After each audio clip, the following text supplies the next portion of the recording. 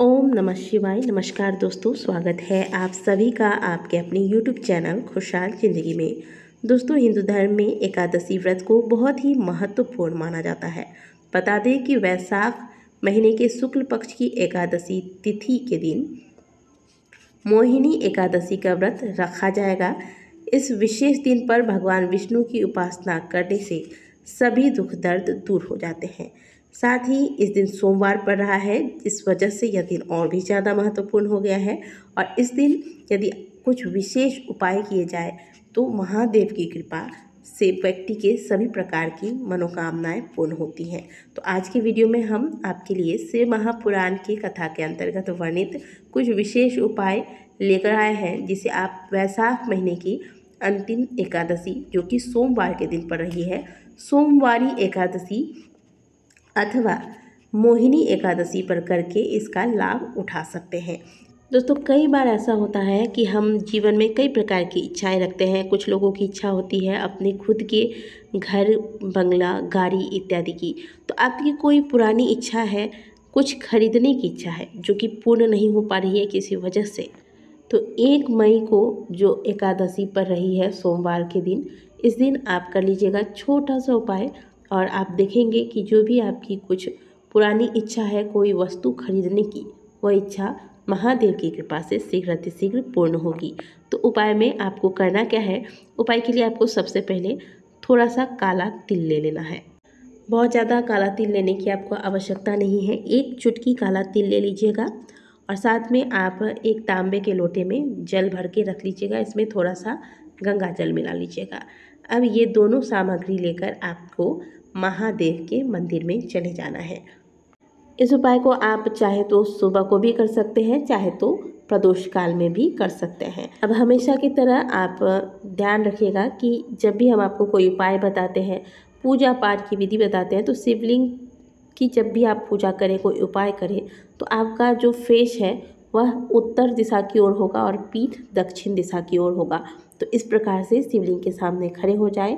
अब जो आप काला तिल लेकर आए हैं, ये काला तिल सबसे पहले महादेव के शिवलिंग पर एक साथ में ही आपको अर्पित करना है। और उसके बाद जो आप 1 लोटा शुद्ध जल, गंगा जल मिलाकर भर के लेकर गए हैं, इस जल को, वही जल इसी काले तिल के ऊपर से, यानी कि जो शिवलिंग पर आपने काला तिल चढ़ाया है, इसी काले तिल के ऊपर से आपको यह जल अर्पित करना है। और इस दौरान आपको विश्वकर्मेश्वर महादेव का स्मरण करना है। विश्वकर्मेश्वर महादेव का नाम लेकर जो भी व्यक्ति सोमवार के दिन महादेव के शिवलिंग पर काला तिल अर्पित करने के बाद ऊपर से शुद्ध जल अर्पित करता है, महादेव उसकी कुछ भी खरीदने की जो इच्छा होती है, जो काफ़ी समय से चली आ रही है, प्रयास के बाद भी खरीद नहीं पा रहे हैं, उस इच्छा को पूर्ण करते हैं।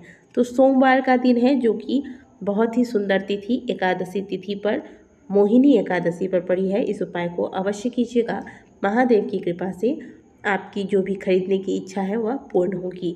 अब दूसरे उपाय की बात करते हैं दोस्तों। इस उपाय के लिए आपको ले लेना है पीला चंदन और साथ में आपको लेना है 5 बेलपत्र। अब बेलपत्र पर जो 3 पत्तियां होती हैं, इन तीनों पत्तियों पर जो चिकना हिस्सा होता है बेलपत्र का, वो ऊपर वाला चिकने हिस्से पर, तीनों पत्तियों पर आपको पीले चंदन का लेप कर देना है। पीले चंदन को आप हल्का सा पानी डालकर एक पेस्ट बना लें और इससे आप पूरे तीनों पत्तियों पर लेप कर दें।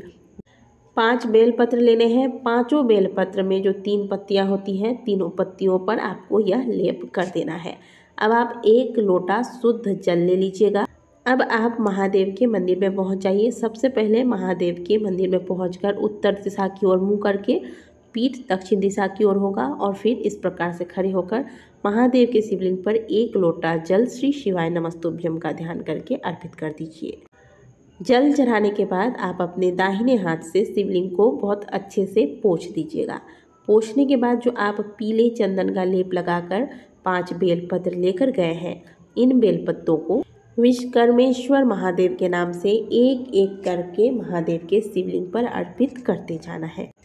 ये 5 बेलपत्र आपको एक एक करके अर्पित करते जाना है। और जब आप अर्पित कर रहे होंगे बेलपत्र, तो इस समय आपको विश्वकर्मेश्वर महादेव का तो नाम लेना ही है, साथ में आपकी जो मनोकामना है वो मनोकामना भी आप महादेव से कहते जाएं।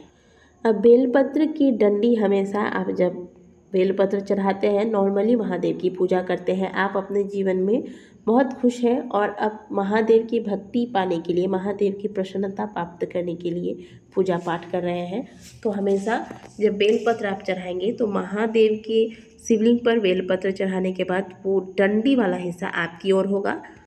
लेकिन अगर आप अपने जीवन में बहुत परेशान हैं, बहुत कठिनाइयों से गुजर रहे हैं और किसी विशेष मनोकामना के लिए महादेव के शिवलिंग पर बेलपत्र अर्पित कर रहे हैं, तो ऐसे में बेलपत्री की जो पत्ती वाली भाग है वह आपकी ओर होगा और डंडी वाला भाग माता अशोक सुंदरी की ओर होगा। इस प्रकार से महादेव के शिवलिंग पर आपको बेलपत्र अर्पित करते जाना है।